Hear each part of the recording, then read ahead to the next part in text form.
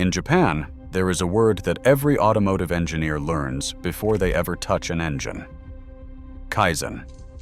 It means continuous improvement through simplicity.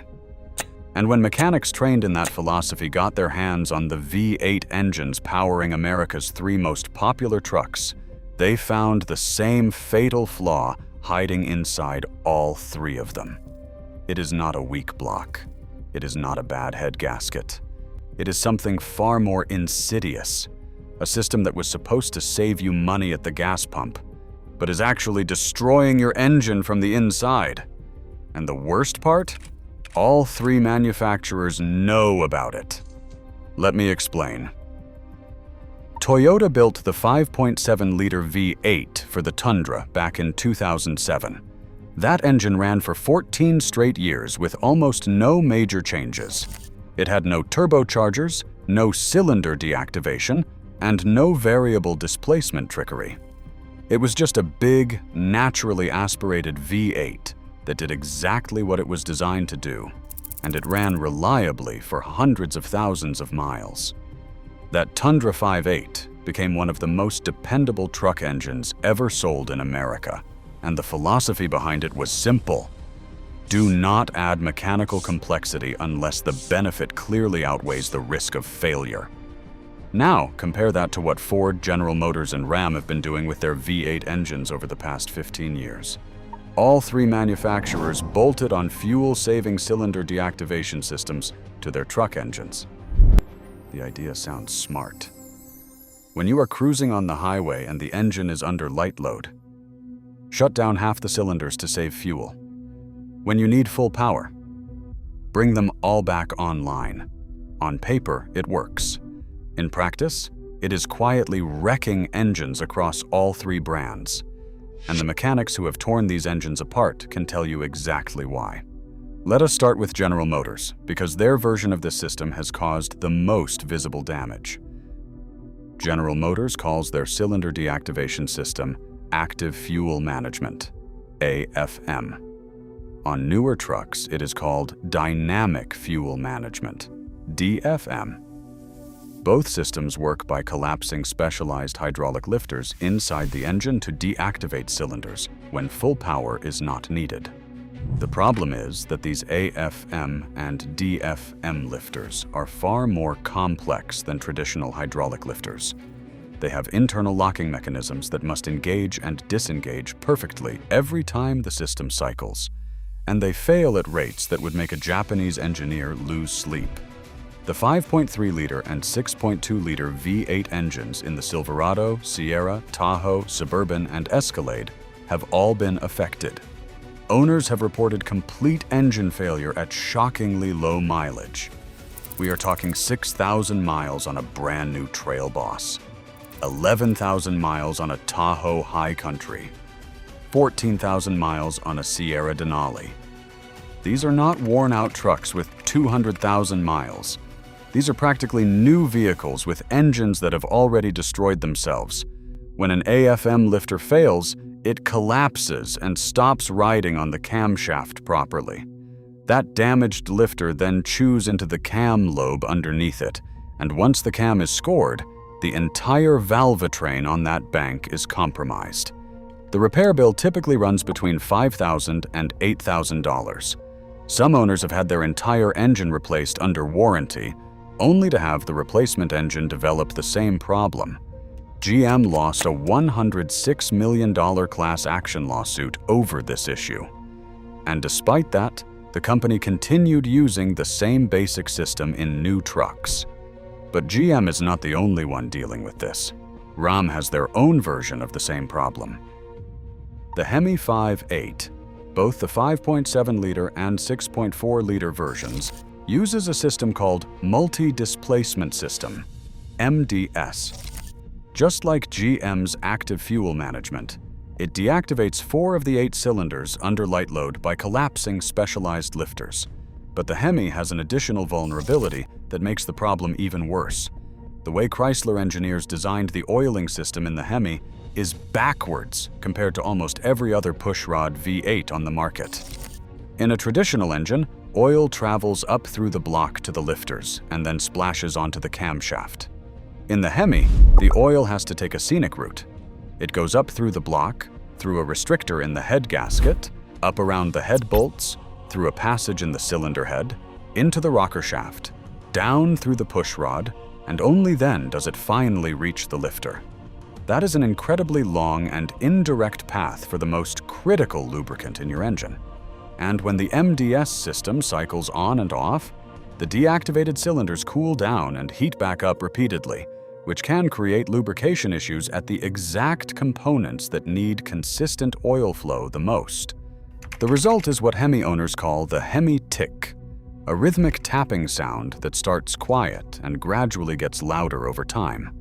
Many owners dismiss it as normal engine noise, but experienced Hemi mechanics will tell you that persistent ticking is often the first warning sign that a lifter roller bearing has seized and is grinding against the camshaft lobe. If you ignore it long enough, the cam gets destroyed and you are looking at a complete valve train rebuild or engine replacement. Now let us talk about Ford, because the F-150's 5-liter Coyote Vive 8 has its own version of this complexity problem. The Coyote is a dual overhead cam engine, which means it does not use traditional push rods and lifters like General Motors and Ram 8 engines. Instead, Ford's complexity issue centers on the variable cam timing system. The Coyote has 4 cam phasers, one on each of its 4 camshafts, controlled by electronic solenoids that use engine oil pressure to adjust valve timing in real time. It is clever engineering, but it is also extremely sensitive to oil quality. Dirty or degraded oil causes the solenoids to clog and stick. When a solenoid cannot return the phaser to its proper position, the engine's timing goes erratic. The result is the infamous Coyote tick, also known as the typewriter tick or the barbecue tick in the F-150 community. Ford's official position is that some ticking is a normal operating characteristic. Owners who have had to pay thousands for phaser replacements would disagree. On top of the phaser issues, the Coyote has been the subject of class action lawsuits for excessive oil consumption, with some trucks burning a quart every 1,000 to 2,000 miles. Ford also recalled roughly 91,000 vehicles in 2024 for intake valve fractures in Coyote-powered models. If you're finding this information valuable, hit that subscribe button. I break down the mechanical truths that protect truck owners every single week. Here is the pattern Japanese engineers point to. All 3 American truck Vive 8 engines have had complexity added to their designs to meet federal fuel economy targets. GM added collapsible lifters through AFM and DFM. Ram added collapsible lifters through MDS. Ford added hydraulic cam phasers controlled by oil pressure through VCT. Every single one of these systems introduces failure points that would not exist in a simpler engine design. And the fuel savings? About 1 to 2 miles per gallon on the highway. That is the trade-off. You save maybe $15 to $20 a month on fuel. And in exchange, you accept the risk of a $5,000 to $8,000 engine repair. A Japanese engineer would never make that trade.